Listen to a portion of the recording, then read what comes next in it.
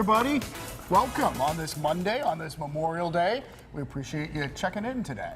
Do you enjoy working on holidays? I don't mind it because, you know what, the newsroom is quiet. It's such a strange thing to work when no one else is working. Right, yeah. It's very, in fact, driving in this morning, there was no one on any of the roads. No. You know. So that always makes things a little better. That always makes things a little bit better.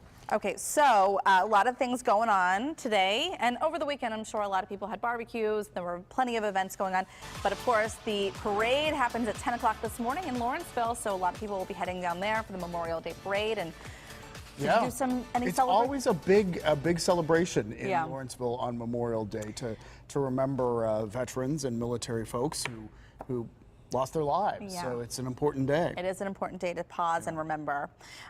We just showed our animation for the Weekend Rewind, and I wanted to start with something from Friday, actually.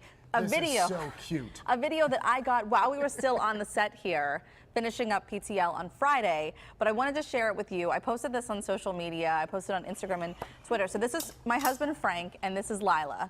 And he gets our kids out the door in the morning. And this is his attempt. I love this life hack. Do you see Sunny in the background? She's just watching. She's like, what is going on? You will not be doing that to me, Dad.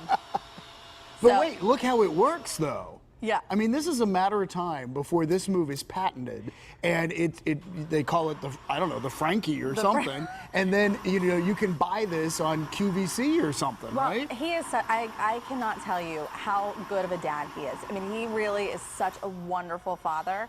And and I remember when we just first had Lila, and he started following like some of the funny Instagram and Twitter accounts and Facebook accounts, and he saw a video like that, and so he kind of put it in his back pocket. Yeah. Until he was able to try it with Lila. Well, it works. I mean, all the hair went into the ponytail. Yeah. Yeah. We also had some friends over the weekend, kind of like early Memorial Day celebrations, and I bought this blow-up pool at Sam's Club for $30. I was so excited about my purchase. I was like, of course I'm going to get this. It probably $30. Yeah, right. That's incredible for a blow-up pool that size. So we had some of the neighborhood kids over and had a great time splashing around in the pool while we sat around and watched them. That's fun. Well, I want to begin with my Friday night because we went to a restaurant where we had the chef on, and it's called Spirits and Tales. It is at the top of the new Oaklander Hotel in Oakland, and that was one of the appetizers we had.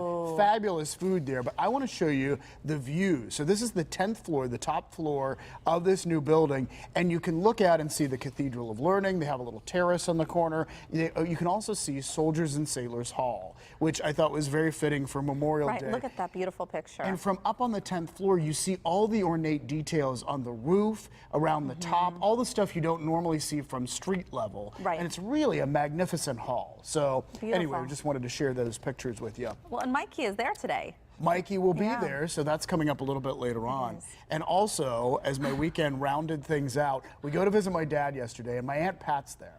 And so I had mentioned my Aunt Pat's pizzelles when we had Cookie Table Week. And so anyway, guess what Aunt Pat delivered? She showed up with pizzelles. So I love these, and I will just say my Aunt Pat's pizzelles have the perfect consistency because they're soft, they don't crumble, but they're not chewy. Oh, look, they are kind of soft. They're just perfect. So I wanted to show them off on TV and thank Aunt Pat. Thank you, Aunt Pat. This is not like eating taffy like you did last week. No.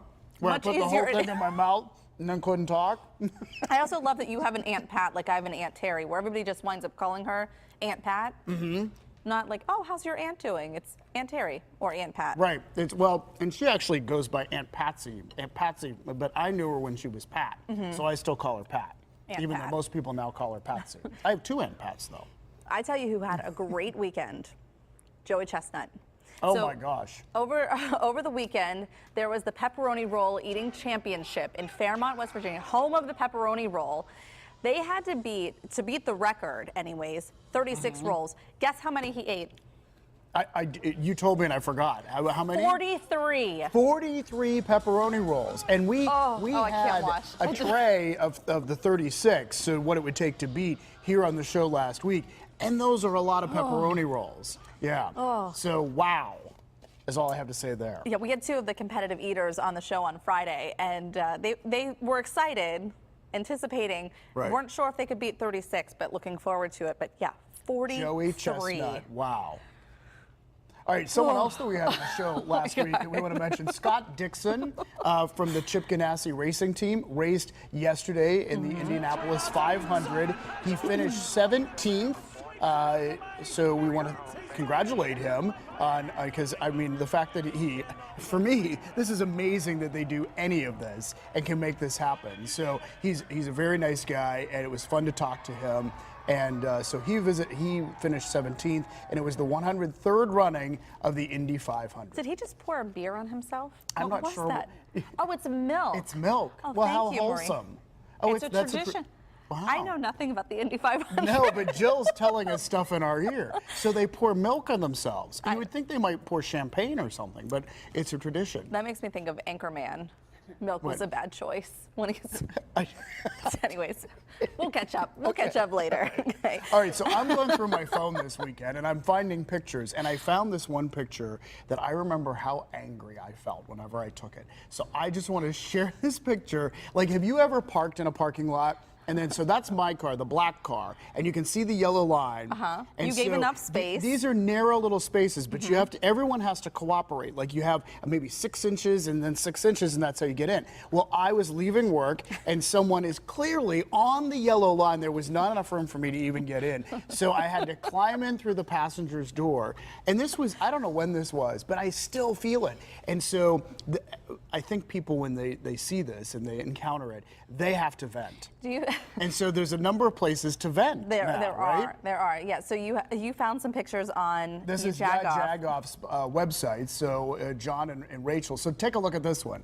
This is totally not parallel parking. No. This is perpendicular parking, which we don't do.